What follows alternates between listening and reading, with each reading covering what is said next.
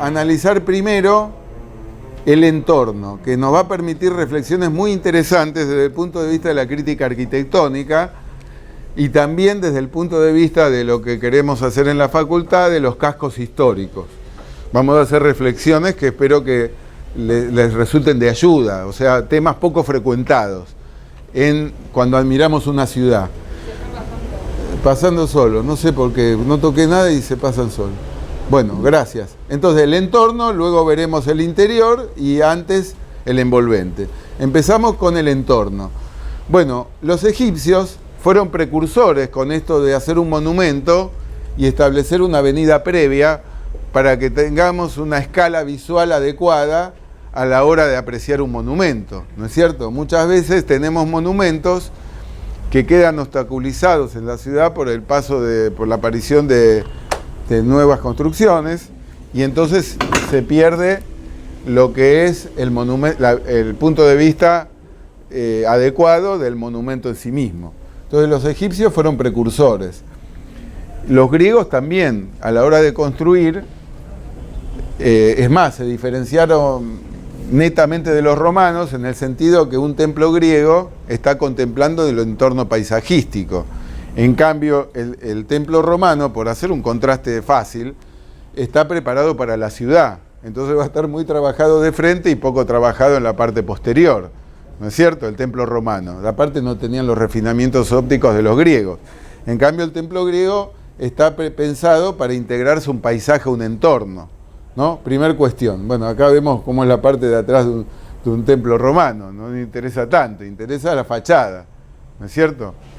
Lo que se ve. Yo a veces grabo tutoriales que me he visto de acá para arriba, total no se ve, y abajo no, porque no se ve en el video. Entonces, esto es como los romanos mostramos, le ponemos énfasis en lo que se ve, y lo que no se ve, perdón por el ejemplo un poco sonso, no lo trabajamos tanto. El Panteón es otro ejemplo, ¿no? La fachada, ¿no? Toda la estética griega, un poco pesadona, ¿no? Porque los romanos no eran tan finos, sino que eran más prácticos, pero la parte posterior del Panteón, donde está el hormigón y el ladrillo a la vista. Bueno, el barroco también fue un gran momento donde se le da importancia al entorno, más que nada es el gran momento del urbanismo europeo, porque tanto en Italia, en la Roma de los papas, como en Francia, en la Francia de los Luises, aparece la cuestión de las avenidas, de los parques. En Versalles el entorno paisajístico. Bueno, acá les pongo Roma, la Piazza del Popolo, donde se abrieron dos avenidas no solo dos avenidas, se pusieron dos templetes enmarcando avenidas en tridente, ¿no? Y se hizo una plaza seca, es decir que en el barroco no solo importa el edificio, y el edificio acuérdense que es una fusión de arquitectura, escultura y pintura, sino que el edificio está integrado en un entorno arquitectónico. El mejor ejemplo es la Piazza San Pietro de Bernini, ¿no es cierto? Que no es edificio alguno, sino que es construir un entorno, enmarcar a la basílica.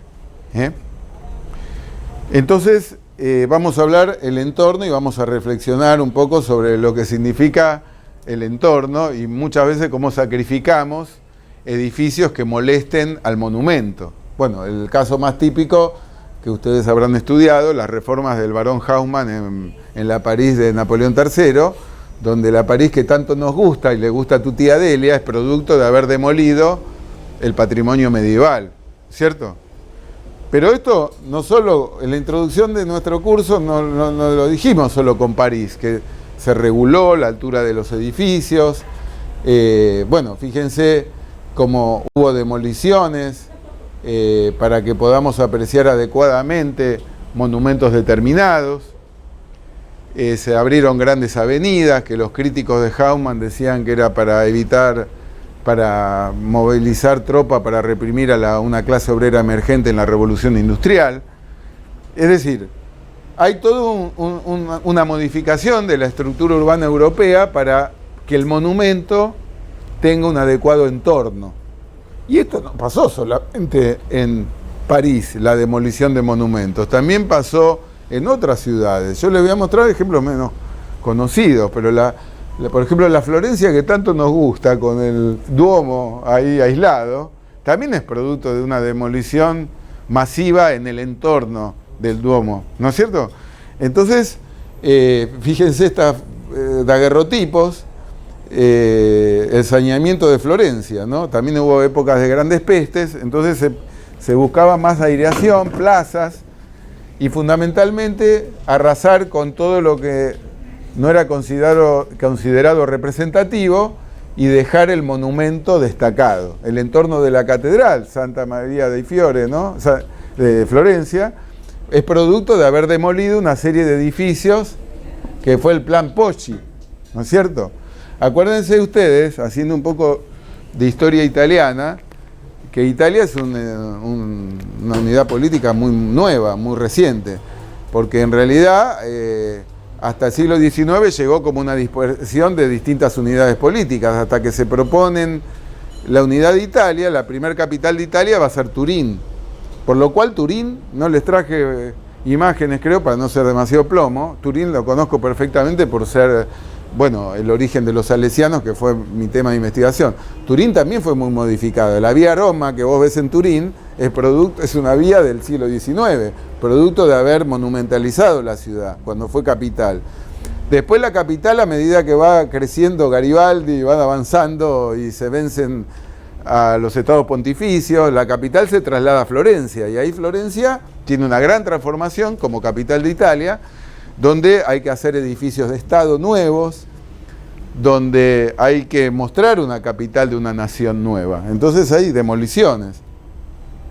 Y se crean monumentos conmemorativos de esta nueva ente político que es Italia, la unidad de Italia.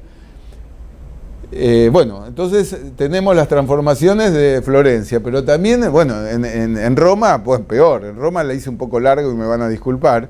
En Roma se hacen monumentos que glorifiquen, cuando se transforma en capital, que es muy tardío, en 1870, se empiezan a hacer proyectos de hacer grandes monumentos, está muy bien dicho la palabra altares, no a santos, ¿no? Altares religiosos, no, porque ahí es el éxito de la masonería. La Iglesia Católica era el gran enemigo. Hacer altares cívicos, altares de la patria, para honrar a quienes habían luchado por la unidad de Italia. En este caso el rey de Saboya, ¿no? Vittorio Emanuele II, ¿no? Que aceptó, siendo del reino de Saboya, aceptó tomar la responsabilidad de ser rey de toda Italia. Entonces hay transformaciones edilicias. El monumento al soldado desconocido, a Vittorio Emanuele II,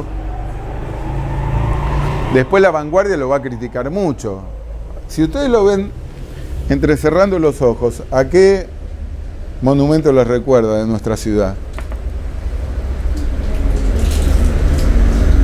El Congreso. Exacto, el Palacio de Congreso, porque los mismos arquitectos italianos que vinieron a hacer los edificios de Estado nuestro, pues nosotros tuvimos un proceso parecido a Italia, más modesto, pero acuérdense que cuando se vence a Rosas en Caseros, nos damos la Constitución del 53, Buenos Aires no acepta esa Constitución, entonces es un estado aparte y la capital está en Paraná, y entonces luchas de caudillos hasta que, después de Pavón se impone Mitre y se hace la unidad argentina, que es muy tardía, es 1860 y pico, ¿no?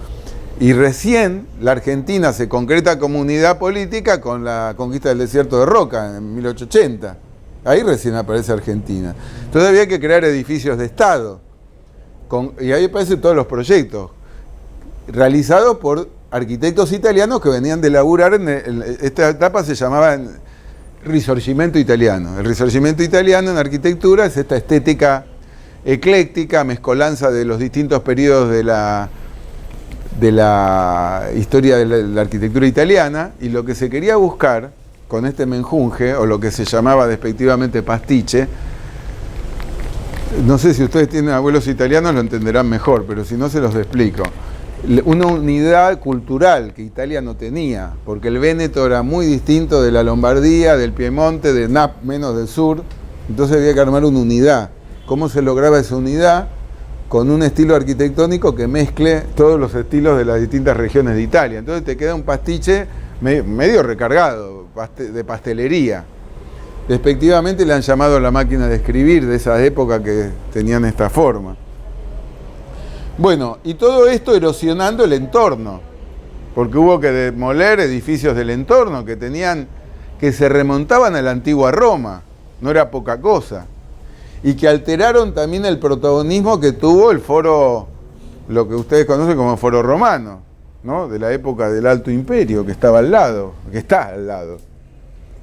Que el turista más va a este monumento nuevo que al foro romano, porque para ir al foro romano tenés que tener una mirada entrenada desde el punto de vista arqueológico, porque si no lo único que ves son un conjunto de piedras tiradas, ¿no? Y la torre de Traiano. Claro, exacto. Queda del otro lado del mercado trajano, del foro trajano, queda la columna trajana. Pero después, bueno, sí, muchos edificios o quedaron yuxtapuestos, como esta iglesia que quedó yuxtapuesta a un costado del monumento. Este monumento después cayó en abandono mucho tiempo por estos prejuicios que les estoy diciendo. Y gracias, Camila, pobre. Y hoy día hay una recuperación. La verdad que no hay que ser tan criticón, está muy bien musealizado el monumento a Vittorio Emanuel II. Hay un museo muy interesante de ver. Así que bueno, pero se lo ha criticado, ¿cierto? ¿Por qué? Porque se armó un falso histórico, lo que llaman falso histórico. Armar todo un edificio que parezca antiguo, pero que es nuevo, ¿no es cierto? Y esta estética también se importó acá, por eso está muy bien dicho, cuando dijiste el Palacio de Congreso de Vittorio Meano, que fue discípulo del autor de la unidad estilística de la Casa Rosada, que fue Francesco Tamborini, que fue también autor de numerosos edificios, tanto Tamburini sin AutoCAD, no sé cómo hacía, y en un tramo muy limitado de la vida, ¿no? El teatro, la ópera que tiene la capital de Córdoba, es de Tamburini. Y muchísimos edificios, vean el listado, es increíble, ¿no es cierto? Y Vittorio Meano, pero claro, la gente ¿qué te cuenta Vittorio Meano? ¿Su obra? No, que fue asesinado por el amante de su mujer. Hasta en libros de arquitectura aparece un capítulo entero, pero está la obra que hizo el personaje también, ¿no? Que tiene cierta importancia. Bueno, quería mostrarle la Piazza Venecia, donde estaba el monumento a Vittorio Emanuel II, vos lo ves monumentalizado porque se demolió todo lo que había enfrente. Que después la Plaza Venecia va a servir para los discursos de Mussolini. Bueno, este es el monumento y la hago corta porque no quiero atosigarlos. Acá les pongo otro ejemplo, como para descansar de Europa. La arquitectura británica en donde fue la capital del imperio en una época, fue Calcuta, de la India, y entonces tenemos toda una arquitectura europea, pero con un entorno, esto porque estamos charlando el capítulo del entorno, ¿no? Gracias, Camila está haciendo un trabajo que van a ver magnífico porque van a recibir en PDF muchos textos difíciles de conseguir, no los textos fáciles de conseguir, pero no mamotretos, sino hicimos una selección realista.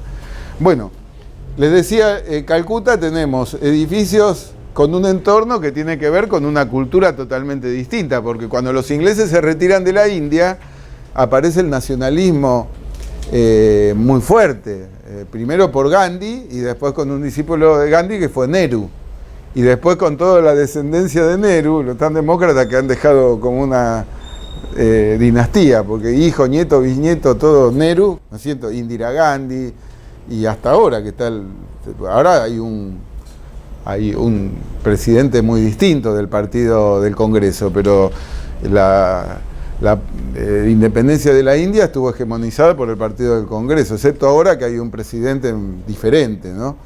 Pero bueno, ahí me estoy yendo por las ramas. Lo que les quiero decir, el entorno, como le pasó a Le Corbusier en Chandigarh, que trajo el brutalismo, pero después el entorno tiene que ver con una costumbre, con una forma de habitar totalmente ajena a la tradición europea.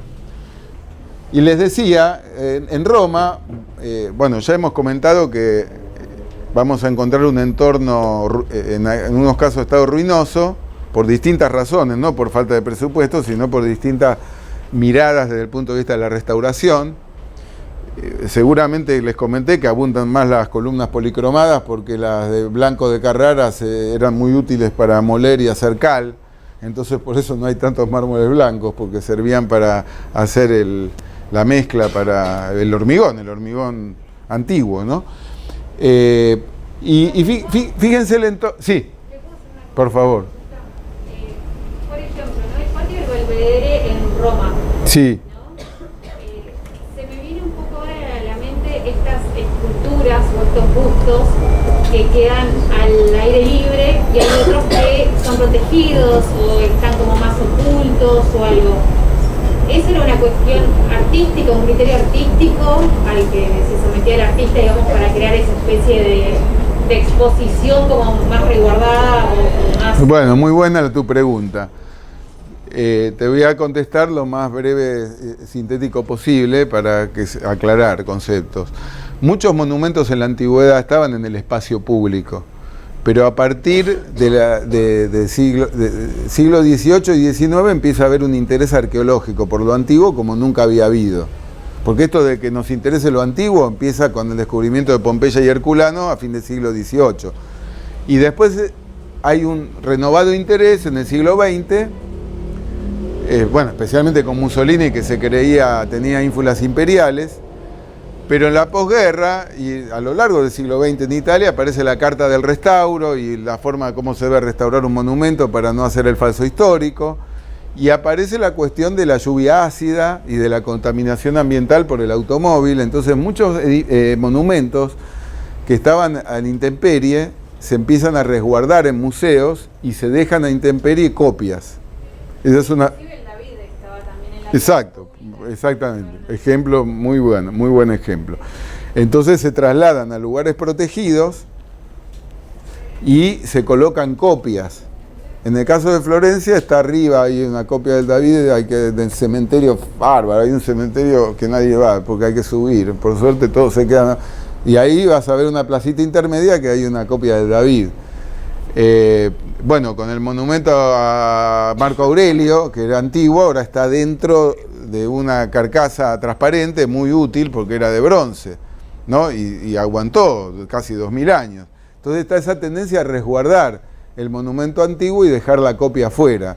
En muchos casos se deja el original, pero bueno, tenemos inconvenientes que ahora en esta época de interés por el medio ambiente se tratan de mitigar con la restricción del acceso automotor a los cascos históricos, las reglamentaciones que imponen la prohibición de los autos a combustión en Europa para el 2025 en muchas ciudades, es decir, las nuevas formas de movilidad.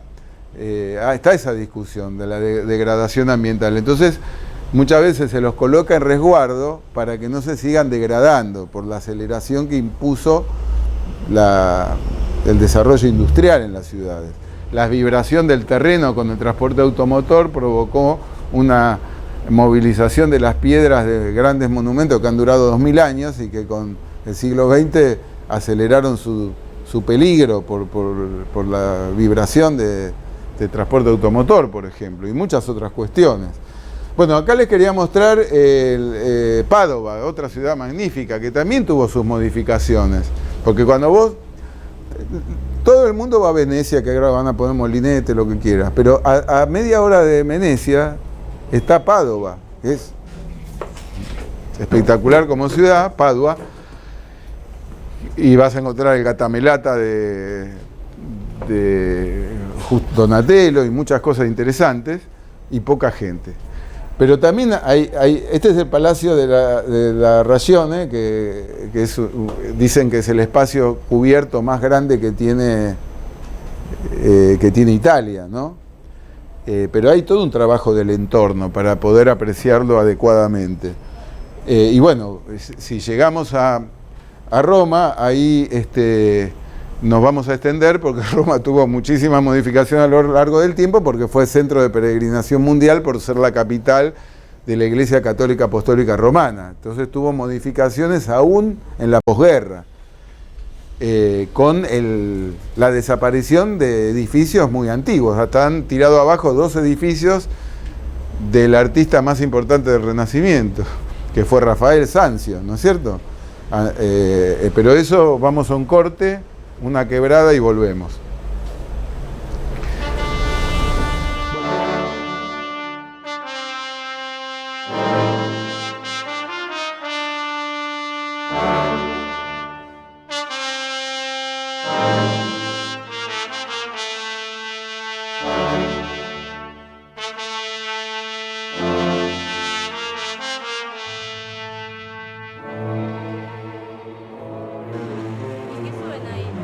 Suben la mezcla o a veces directamente las vigas.